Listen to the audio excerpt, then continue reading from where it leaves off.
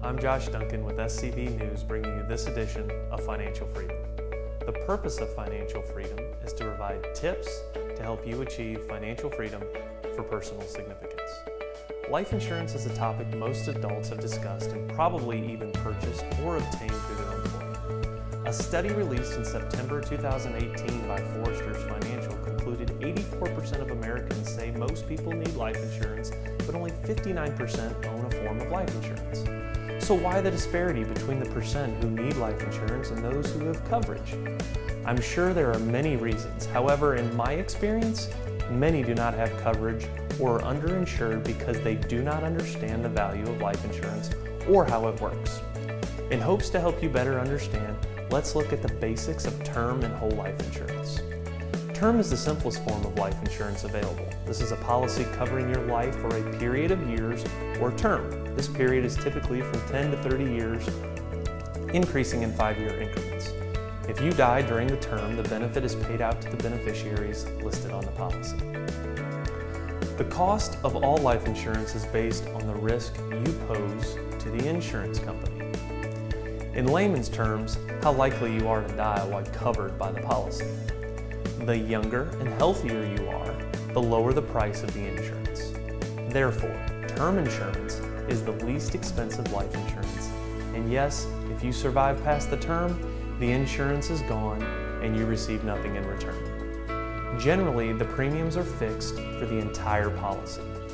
You can see why young families use term insurance to purchase large amounts of coverage for 30 years or less. This allows them to replace their income by investing the death benefit, allowing the surviving spouse to continue supporting the family.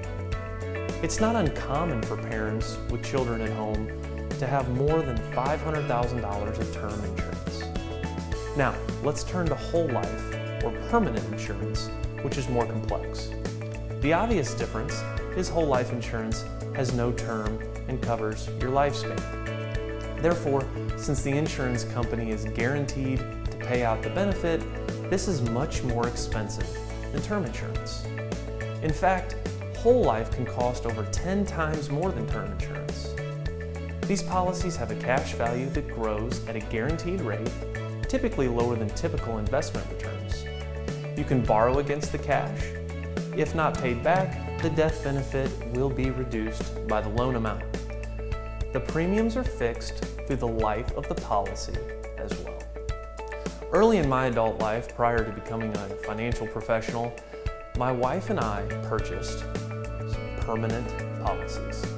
As our family grew, we purchased term policies. A few years later, I surrendered the permanent policies as the coverage did not meet our needs for the cost. Although I'm not able to share every detail of term and whole life insurance here, I encourage you to review your coverage to ensure your family is protected. Should you choose to work with a professional for your insurance, here are some questions to ask. How did you come up with the amount of insurance I need?